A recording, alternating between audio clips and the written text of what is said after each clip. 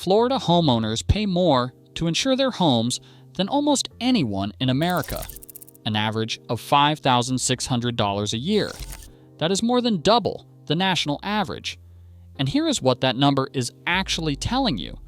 The insurance industry, the people whose entire business model depends on calculating risk, has looked at Florida homes and decided they are the most dangerous investment in the country. They are not wrong. There are 10 problems hiding in almost every Florida home, and most of them started before you moved in. If you bought a home in Florida, you bought the sunshine, the palm trees, the no state income tax lifestyle. And when you walked through the house, everything looked fine. Fresh paint, new tile, clean stucco. But Florida is not a normal housing market. It is a climate that actively destroys homes from the roof down and from the ground up simultaneously. Humidity, hurricanes, termites, salt air, sandy soil, and a water table that sits inches below the surface.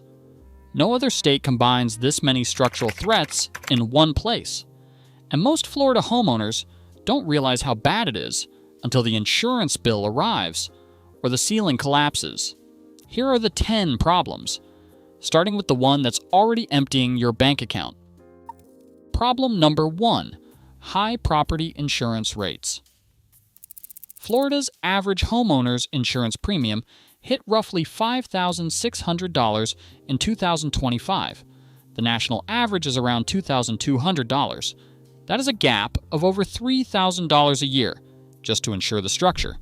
From 2017 to 2023, Florida suffered over $50 billion in insured losses from catastrophic events. Hurricane Ian alone caused $65 billion in insured damage. Hurricanes Helene and Milton in 2024 combined for over $100 billion. The result was that many insurers fled the state. Multiple carriers went insolvent. Florida accounted for 76% of all homeowner insurance litigation in the United States at one point.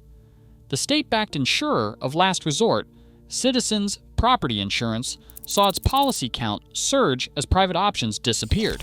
And here's the part most buyers do not calculate. On a $400,000 home with a 30-year mortgage, $5,600 a year in insurance adds $168,000 over the life of the loan. That is not the cost of damage. That is the cost of the risk that damage will happen. And 78% of Florida homeowners are underinsured anyway. Insurance companies do not charge those premiums out of spite. They charge them because the data says the house will fail. The first reason why starts on the roof. Section 2. Hurricane and wind damage. Hurricane Andrew destroyed over 63,000 homes and damaged another 100,000 in 1992. At the time, Florida had over 400 different building codes across the state, many poorly enforced. That disaster led to the Florida Building Code, formally adopted statewide on March 1st, 2002.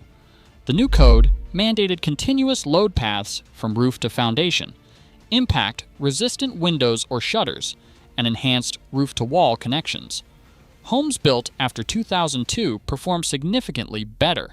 A University of Florida study found that in areas hit by Hurricane Charley in 2004, nearly 30% of homes built under the new code had zero shingle damage. Every home built under the older code lost at least some shingles. The problem is that millions of Florida homes were built before 2002. These pre-code homes lack hurricane straps, impact windows, and modern roof securing. Retrofitting, what the industry calls wind mitigation, costs $3,000 to $10,000, depending on the scope. Without it, you are living in a structure the building code has already declared inadequate. And the wind is not the only thing attacking that roof. Number 3. Roof damage and aging. Florida's combination of intense ultraviolet radiation, daily humidity swings, tropical rain, and wind shear degrades roofing materials faster than almost any other climate in the country.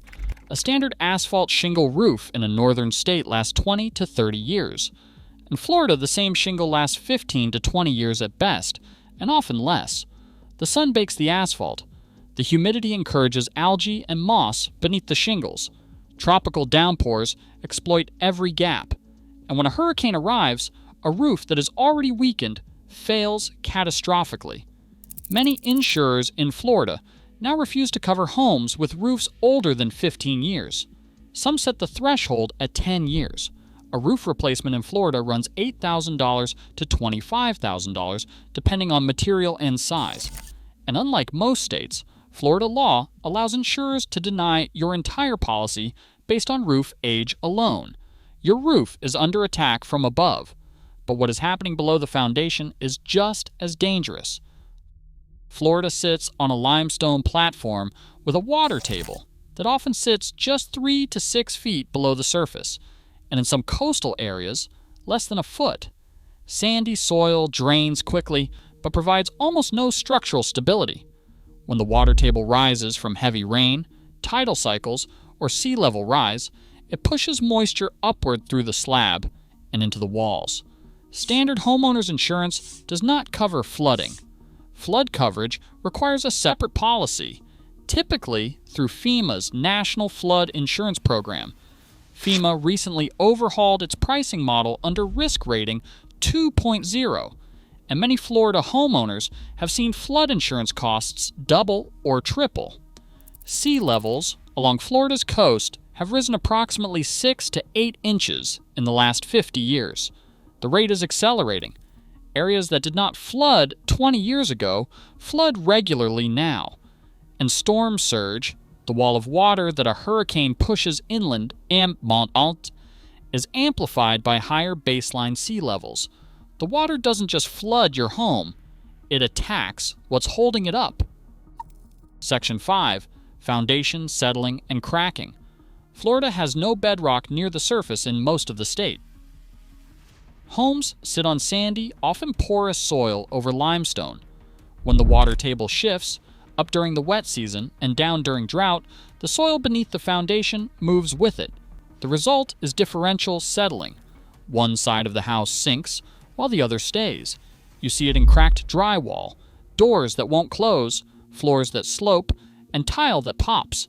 In severe cases, the slab itself cracks and separates. And then there are sinkholes. Florida leads the nation in sinkhole activity. The underlying limestone dissolves over time from acidic groundwater, creating voids that can collapse without warning. Sinkhole repair hunts range from $10,000 to over $100,000, depending on severity. Standard homeowners insurance in Florida excludes sinkhole damage unless you purchase a separate rider, and in sinkhole-prone counties, that rider is expensive or unavailable. The ground is moving beneath you, but the threat that's already inside the walls is worse. Florida's average outdoor relative, humidity, ranges from 70 to 90% for most of the year. That moisture pushes against every surface of the home, from the exterior walls inward. When air conditioning systems cycle off, interior humidity spikes. When they cycle on, condensation forms on cold surfaces. In older homes with poor insulation, the dew point often sits inside the wall cavity. That is where mold grows, not on the surface where you can see it, but behind the drywall, inside the heating, ventilation, and air conditioning ducts, beneath flooring, and in attic insulation. Mold remediation. In Florida, typically costs $1,500 to $6,000 for moderate infestations. Whole house remediation can run $10,000 to $30,000. If mold gets into the heating, ventilation, and air conditioning system, add another $3,000 to $10,000 for duct cleaning and system decontamination. Nationally, mold contributes to an estimated 4.6 million asthma cases per year. Most Florida homeowners' insurance policies cap mold coverage at $10,000 if they cover it at all. And the humidity that feeds the mold also feeds something worse, something that has been eating the structure of Florida homes for decades. Section 7. Termites and pests. Termite. Damage costs. Florida homeowners over $500 million annually. The average repair runs $8,000 to $12,000 per incident, with severe cases exceeding $20,000.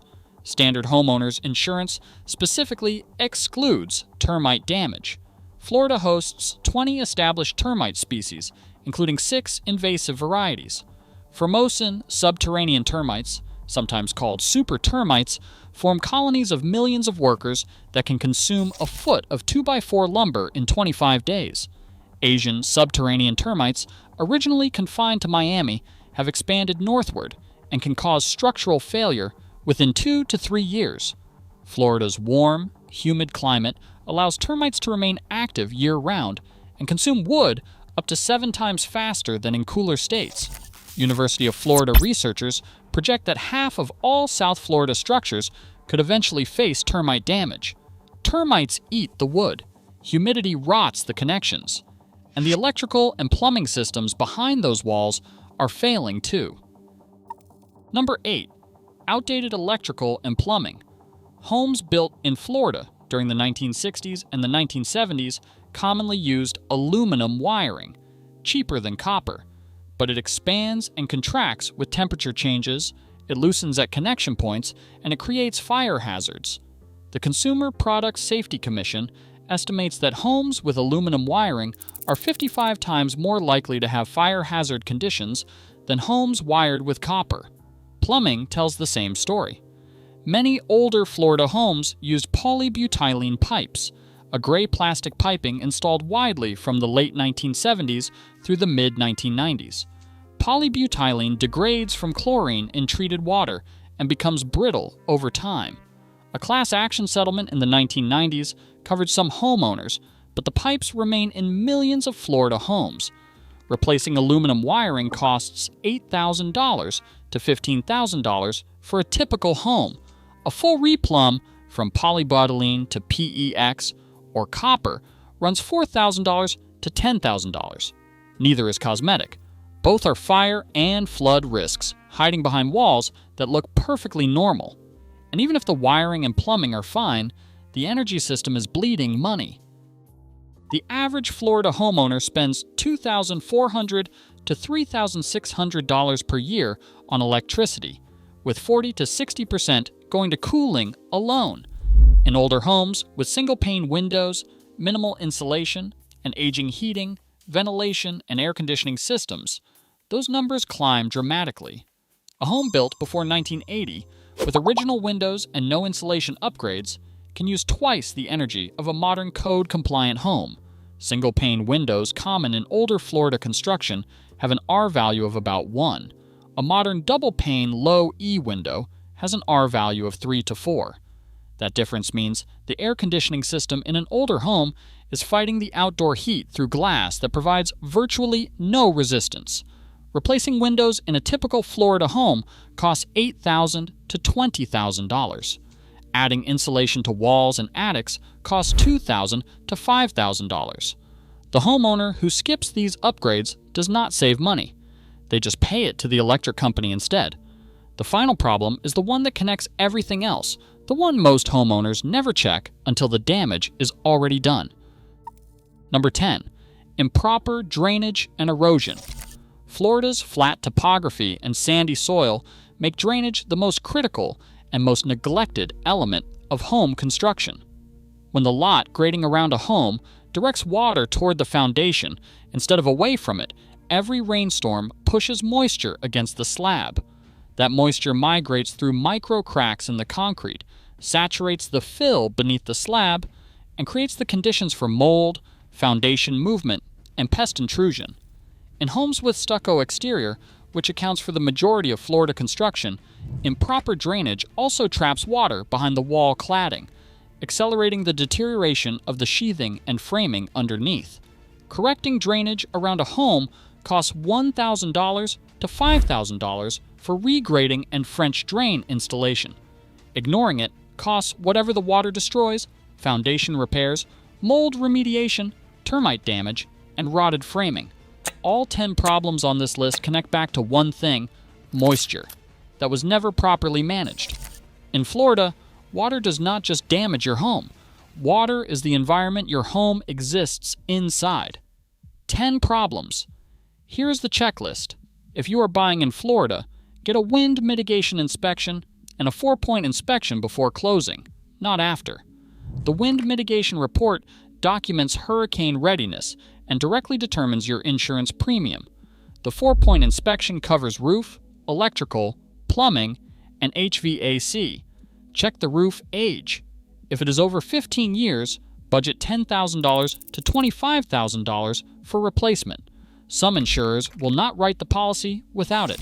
Ask about flood zone designation and check FEMA's risk rating 2.0 pricing for the specific property, not the zip code, the property. Look at the foundation. Walk the floors. Open and close every door. Cracks in the stucco, doors that stick, and sloping floors are signs of settling that will only get worse. Ask when the HVAC was installed, what SEER rating it carries, and whether ductwork has ever been sealed or tested. If the system is builder grade and over 10 years old, budget for replacement. Get a termite inspection from a licensed pest control company, not the seller's inspector. Look for active mud tubes around the foundation and in the garage. If the home was built before 1980, ask specifically about aluminum wiring and polybutylene plumbing. Both are disqualifying conditions for many insurers, and both are hidden behind the drywall. And check the grading around the foundation. Water should slope away from the house at every point. If it does not, that is the source of half the problems on this list. Here is the rule for buying a Florida home that will not rot on you. Follow the water.